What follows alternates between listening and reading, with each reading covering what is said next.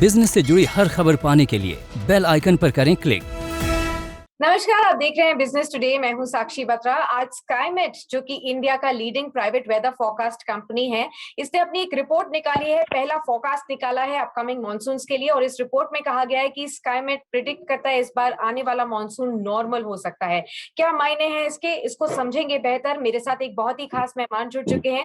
महेश पलावत है, vice president meteorology और climate change के स्काईमेट से मेरे साथ हैं। बहुत बहुत स्वागत है मिस्टर पलावत आपका इस खास शो में।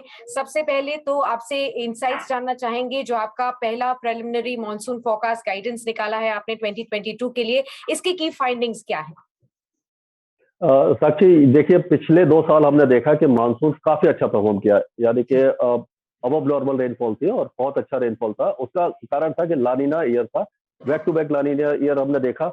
और स्टैटिकली हमने देखा है कि 2 साल कभी कभी होता है कि लानीना बैक टू बैक हो जाता है और मानसून काफी अच्छा होता है, लेकिन 3 साल लगातार लानीना होने के चांसेस कम रहते हैं। और मॉडल भी यही दिखा रहे हैं कि अब जो सी सरफेस टेम्परेचर है ईस्टर्न पैसिफिक का, पूर्वी प्रशांत महासागर में अब गर्म होने लगा है, धीरे धीरे गर्म होगा।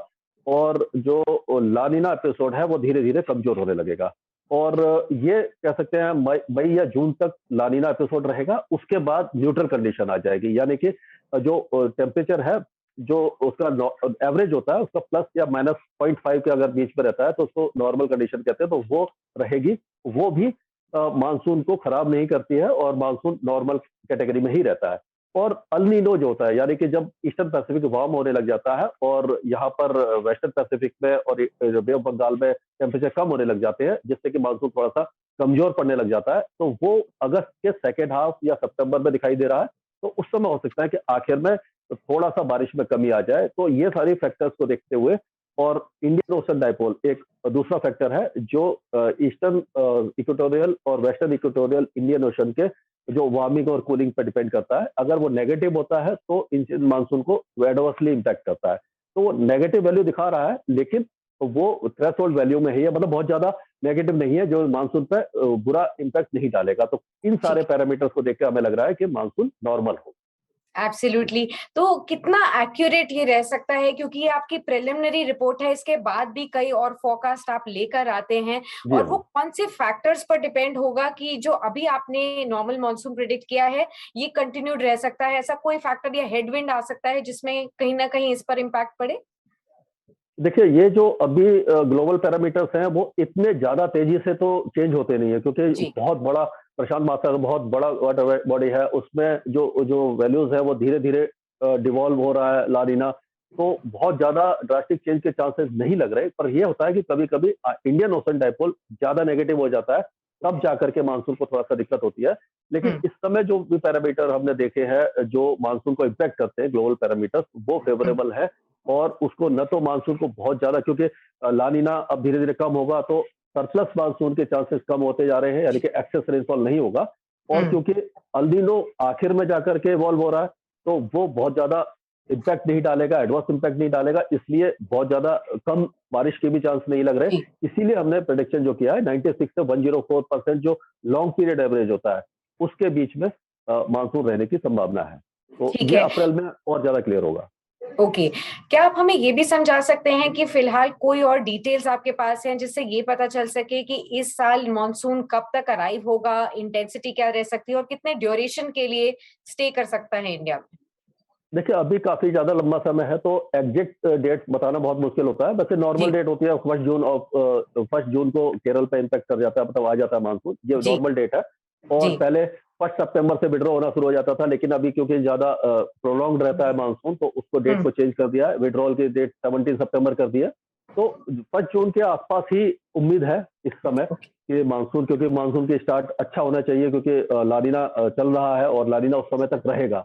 तो अगर मानसून 2-4 दिन आगे पीछे भी होता है, तो प्री मानसून रेन एक्टिविटीज मई के एंड में यूजुअली शुरू हो जाती है, और जो इंटेंसिफाई होने लग जाती है फर्स्ट वीक ऑफ जून और सेकंड वीक ऑफ जून में। जी। तो यानी कि मानसून ऑफिशियली डिक्लेयर हो या ना हो, बारिश शुरू हो जाएगी केरल और तमिलनाडु के साथ साथ कर्नाटका में, और धीरे धीरे आगे बढ़ेगी। तो जून और जुलाई अच्छे दिखाई दे रहे हैं। अगस्त का महीना भी नॉर्मल दिखाई दे रहा है, लेकिन सेकेंड हाफ ऑफ अगस्त से अभी का जो अंदाजा है उसमें यह है कि अगर अल नीनो इवॉल्व होने लगता है, तो अगस्त और सितंबर में हो सकता है कि बारिश थोड़ी सी कम हो जाए। लेकिन जब शुरुआती दौर में बारिश अच्छी हो जाती है, तो जो सोइंग होती है, फसलों की जो बुवाई जी। वगैरह होती है, वो टाइम पे हो जाती है, उससे किसानों को बहुत अच्छा फायदा होता है।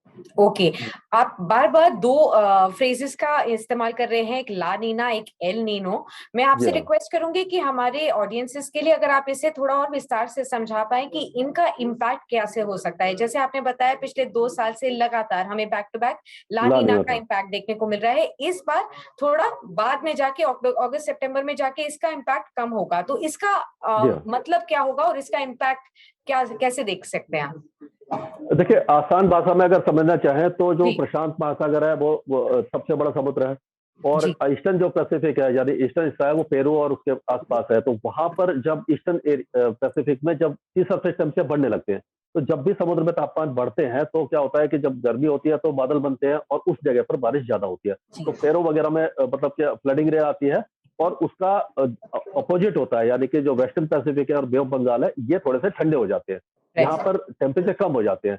तो क्या होता है कि यहाँ पर बादल कम बनते हैं। इंडिया ट्रॉपिकल कन्वर्जेंस जोन है, जो जिसको कहते हैं, जो बादल को यानी कि मूव करती है, हुँ, वो कमजोर पड़ जाती है, जिससे जी, कि मानसून हमारा इम्पैक्ट होता है और मानसून थोड़ा सा कमजोर हो जाता है जब अल नीनो होता है। ला नीना जब होता है तो पूर्वी प्रशांत महासागर में तापमान कम होने लग जाते हैं, जैसे इस समय है, और इंडियन ओशन और बे ऑफ बंगाल और वेस्टर्न पैसिफिक में तापमान बढ़े रहते हैं।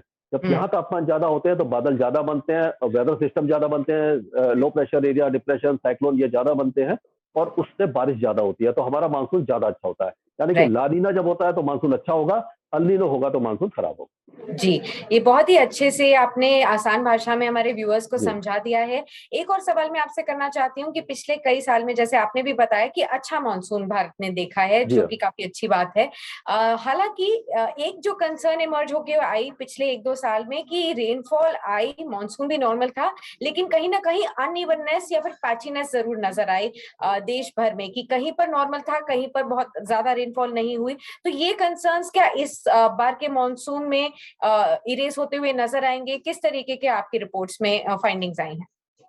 देखिए, पिछले 2 साल नहीं, पिछले 4-5 साल से ही हम देख रहे हैं, जैसे-जैसे आप देख रहे हैं क्लाइमेट चेंज का इम्पैक्ट पड़ रहा है जी, और ग्लोबल वार्मिंग का इम्पैक्ट पड़ रहा है, तो इरेक्टिक मानसून है। मानसून ही नहीं, मतलब जितने भी सीज़न हैं, उसमें बदलाव देखने को मिल रहे हैं। तो क्या बिल्कुल। होता है कि जो वेदर सिस्टम पहले बे ऑफ बंगाल में बनते थे, वो नॉर्थ वेस्ट की तरफ जाते थे, और अब क्या है, वो वेस्ट में ज़्यादा जाते हैं। यानी कि सेंट्रल इंडिया में पहले कम बारिश होती थी, अब ज़्यादा होने लगी है, क्योंकि ये इसका जो पैटर्न है, चेंज होने लगा है। और जैसे राजस्थान में हमने देखा कि पश्चिमी राजस्थान में सूखे जैसे हालात थे और पूर्वी राजस्थान में बाढ़ थी। तो इस तरह के जो इरेटिक पैटर्न है, इस बार भी देखने को मिल सकते हैं और आगे भी देखने को मिलेंगे, जब तक ये क्लाइमेट चेंज का इम्पैक्ट रहेगा।